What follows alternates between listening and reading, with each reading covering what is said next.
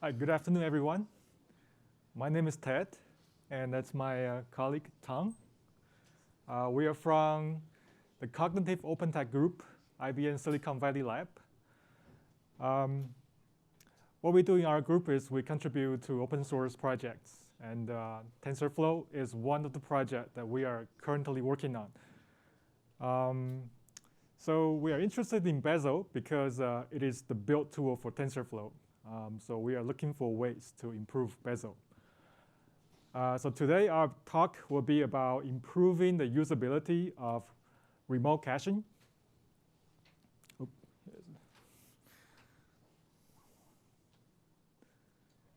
There you go. So in a talk yesterday, Stephen already talked about what Bazel remote caching is, so we're not going to talk more detail about it.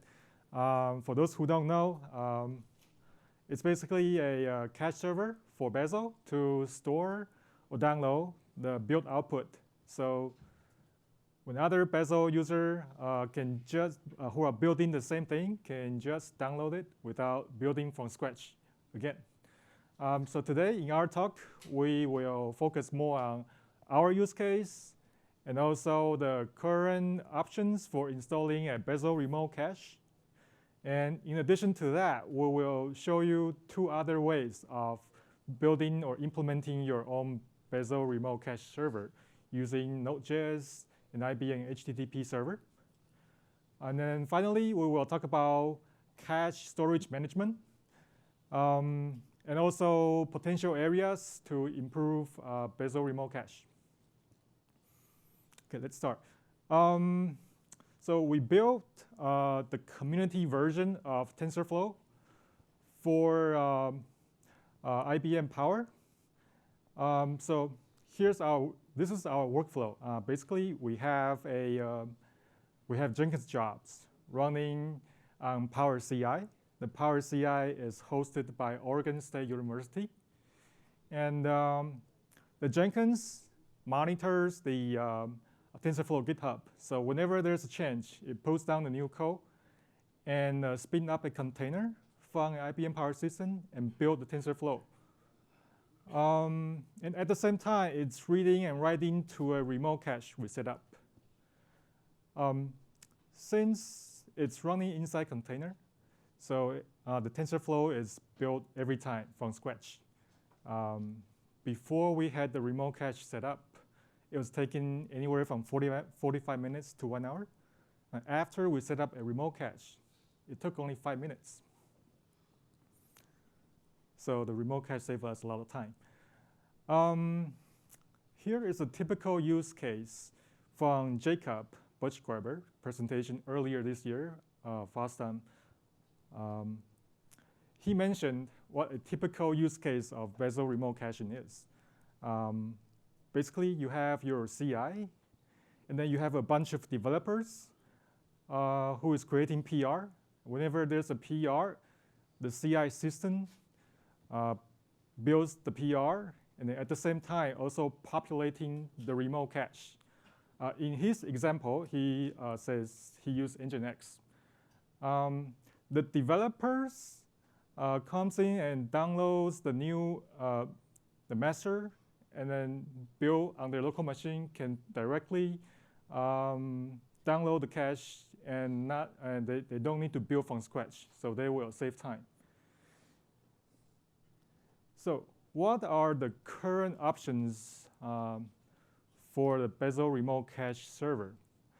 On the Bazel side, they provide you with 3 options. The first one is Nginx. It's a popular web server. You can enable the put and get method using WebDev module. The second one is Bazel remote cache. This is also written by Jacob. It's written in Go, and you can run it with Docker. It provides cache management policy using LRU, which can clean up your old cache based on the last access date of the file. The third one is Google Cloud Storage. Obviously, if you run your CI system on Google Cloud, this would be a good choice for you. It also has object life cycle management, so for you to clean up your old caches. So before we show you how to implement your own Bazel remote cache, let's talk about web dev. So what is web dev? Basically, it's a HTTP extension. It lets client to perform remote web content authoring operations. Basically, it turns your web server into a file server. It provides additional verbs, copy, lock, unlock, and so on top of the existing HTTP verbs. Many web servers already support this extension. For example, Nginx, Apache, IBM HTTP, Microsoft IIS, and so on. So you can directly download the module and set it up. We also found Nodejs also has the web dev module. So why would you need other options for your remote cache server? Obviously, if you already have, let's say, Nginx or Apache or something else or Nodejs running on your current infrastructure, you can just directly reuse them. It's always useful to have those additional options. Okay, so let's first talk about how can you implement your own remote cache using Node.js. So we built this image from a Docker-based image, Node 10.11. Basically, you need two modules. First one is Express. Second one is js.dev. We will show you the code a little bit. It's in our GitHub. We'll show you the link to the GitHub later. So let me just quickly go over the code. So the way you do it is very simple. First, you need to import the Express module. And then you're going to import the JS.dev module. The JS.dev is actually the web dev. And then you will create a JS.dev object called dev handler. Inside the handler, you can set up where you will store your cache on the file system. In this case, it is saved under data/cache inside the current Node.js folder, project root folder. The next, you can create a Express middleware using app.use. And then inside this middleware, you'll set up a filter for the request. So whenever the request coming in with /cache, it will pass to the dev handler and do the dev handler will process the request for you. So if it's not cache, it'll just continue next. And then you can also set up other middleware, the apt-get for the root. If it's not cache, you can send a OK or something like that. For example, if it's a root and we just send OK, you can say something else. And then in the end, it's basically we start this Node.js app on a port 3000. So the second option we tried is using IBM HTTP server. The IBM HTTP server is basically Apache HTTP server underneath. So the same option can apply to either Apache or IBM HTTP server.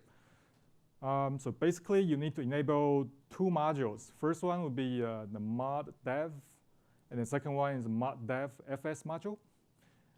The way you enable this module should come installed with most Apache distribution.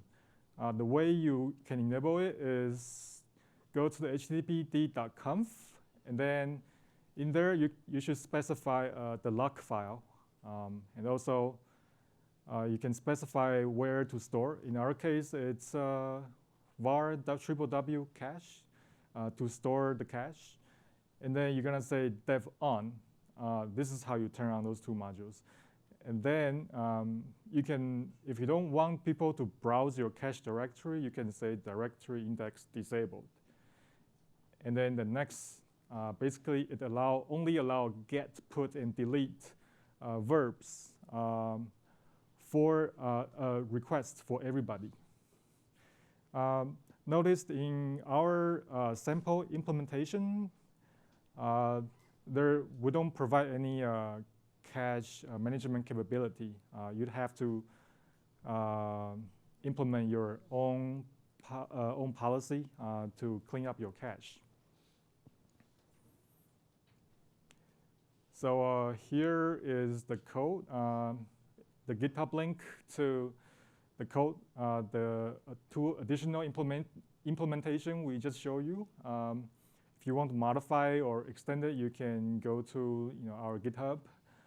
Or if you just want to download it or run it quickly, you can just do docker pull and then docker run. This should start those servers real quick.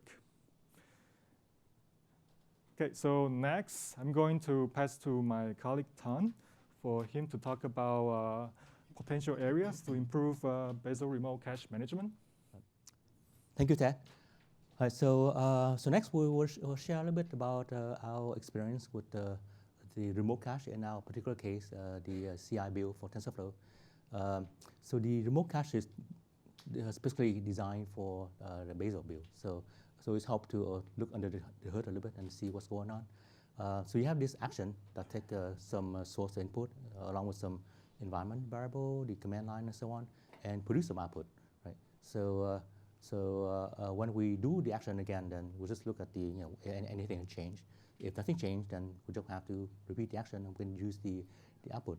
So the way the cache track these change is by hashing all the input, everything on input, and then it also hash the content of the output. So that's how we track the change. So then the implementation for the cache basically just have two directory, one for the action cache, it's called the action cache, and one for the output. It's called the content addressable store or cache. Right? So in the action cache, we just have a bunch of files that has the hash as a name, and the content of the file point to the output for that action. The directory for the cache, again, she have a bunch of files that basically is the output of the build, and the name of the file are the hash of the content. So with the way we use the hashing as a name, then it allows us to hold output from all the build in the same cache. That's how it works, right? So for that, we have several scenarios that could happen. So these are the series of HTTP message to the remote cache server. The first scenario is that you have a hit on the action. So that means you look up on the action cache, you found a file there with that hash name. So that means that from the last build it hasn't changed. So then you just read out that file, and then you can find all the output build, the build output from that action. Then you just read those and use them. So that's a good case. The second case is when you have a miss on action, you try to read it and it's not there. So it could mean that something has changed since last build. So that caused the hash name to change. Or it could also mean that it got deleted. We can clean up the cache and it's gone. So in that case, you just have to redo the action. And then here you see that the Bazel build server would repeat the action and then put back the output, the build to the cache. So the third case is when you have a hit on the action, and it's good. So you start reading the build output, then you find that some are not there anymore. And again, that's probably because it got cleaned up and got deleted. So then you have no option but just to go back and repeat the build and put back the content. So those are the potential scenarios that we can get. So with that, what kind of behavior we can expect out of the cache? So we see that all the build keep different version of the output in the cache.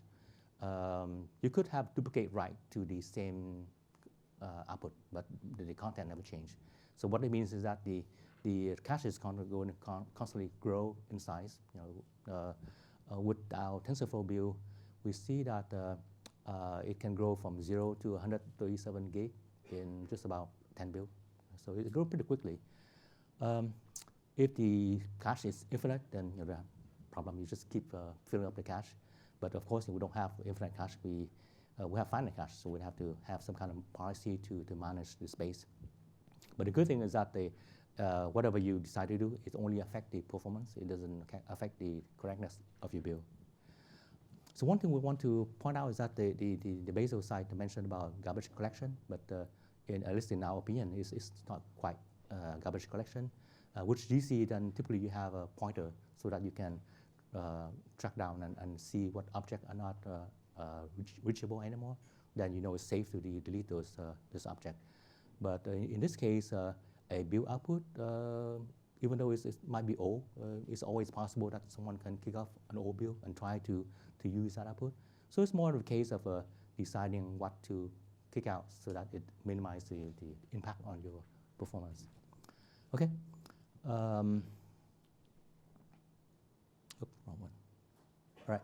So what we did here is that we collect some data from our CI build.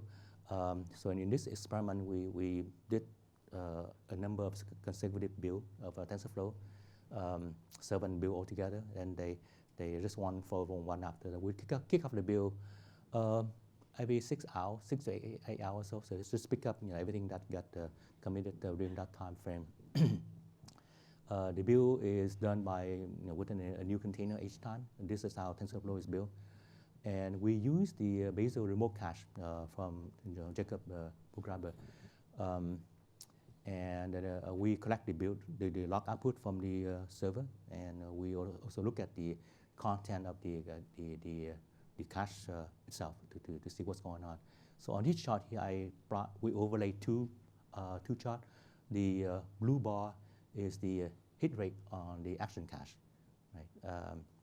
And the orange line is the build time for the TensorFlow build. So we see here we have an inverse relationship between the two. When the hit is low, then build time is high, and versus when the hit rate is high, then build time is low. So that's good. So that it's working. It shows that the remote cache is working just as expected. So on the bottom line, I show the number there on x-axis show the number of files that are changed between each build. So for instance, the first line means that 99 file will change. So this kind of gives us an observation on the how sensitive the cache is versus the build in TensorFlow. TensorFlow has about 13,000 files. So 99 file is about 0.7% of that repo. We saw that just that small change caused a drop of 40% drop in the action cache. So we're not sure whether this just means that we in the TensorFlow the script over specify the dependency or not, but that could be the case. Of course, if we can really clean it up, then it should give you more benefit in the caching. But of course, going back to analyze the script to clean up the dependencies is a lot of work.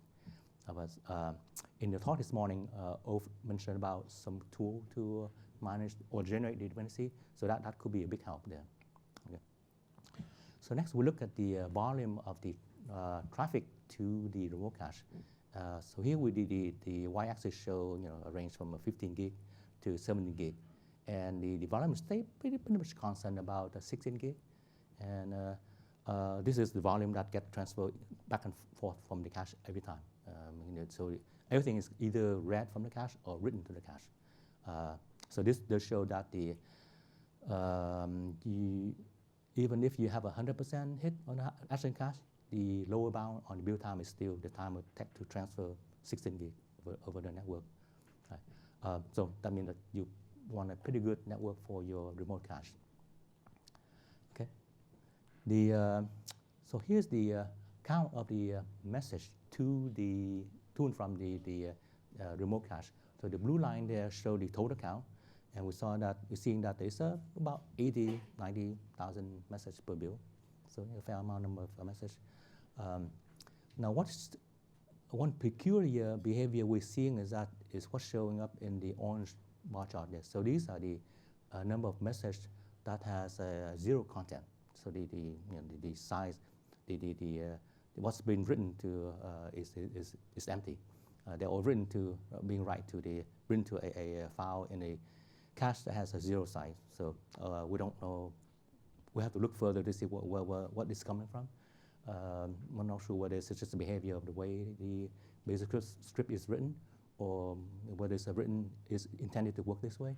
But if we can avoid this, then potentially we can save a fair number of message into the cache, about 30%.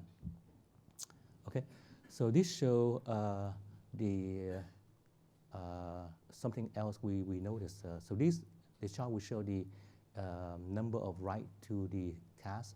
So this means that these are all the update to the cache for the output build of that, for the output build. Okay, so the blue chart show the total number of write, and the orange line show the unique file being written for among these write. Right? So remember that the name of the file in the cache is from the hash of the content. So if you want to write to the same file again, it's never necessary. And the gap between the blue chart and the orange chart show the number of these duplicate write. So we trace back some of these write, and they actually come from different actions. So these are real legitimate write. But it does show that if there's a way to detect those write and not repeat them, then that could potentially be a saving as well. And if we can do this from the side of the Bazel build server, then we can just avoid all these write to the cache. Right? So that could be another potential saving. Right. So let's talk about how we manage the storage. We saw that the volume to the cache is pretty constant, and the trade-off here is basically between reading from the cache and repeating the action, carrying out the completion again. So when you decide on the policy for evicting something in the cache, that's something you want to think about. How much time, how much effort would take to repeat that action. The Bazel remote cache implement the least recently used policy. So when you have to delete something, you just look for a file that hasn't been read for a while. So it worked pretty well. In our CI build, it worked quite well, in fact, because our build constantly move forward. So if something hasn't been accessed for over one build, then it probably has been updated with a later version. So it's pretty safe to just delete it. But if we are sharing the build output among many people, then potentially someone could be reusing of some of the old build output. So in that case, maybe it might be better to evict a file based on how frequently it's used.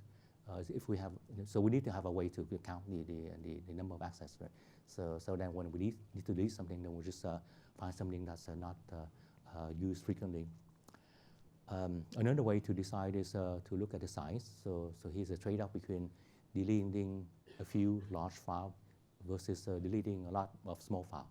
So if we delete a few large files, then that should improve the hit rate on the cache. Another approach is to look at the effort it takes to compute, to carry out the action. So with that, it might make sense to keep around something that takes a long time to compute, and then kick out something that is easy to compute. Right?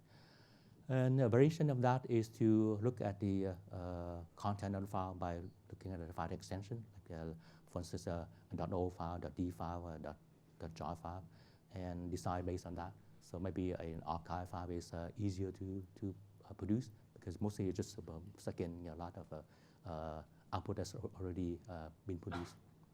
So these are different policies that we can think about. Now, to implement this policy, we have a couple options.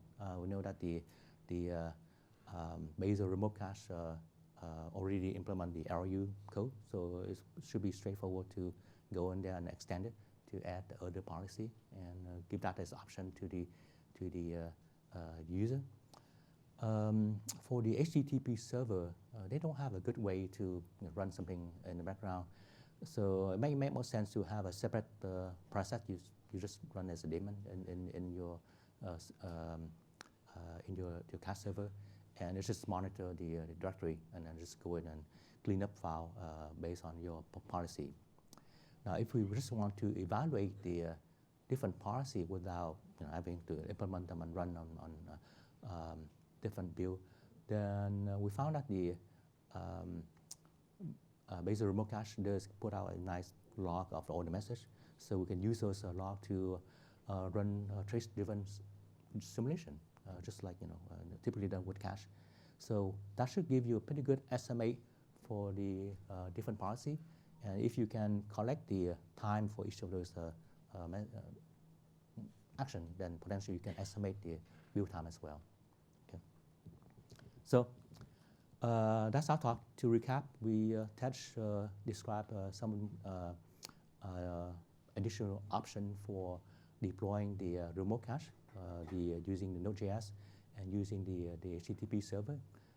These codes are available if you want to use them.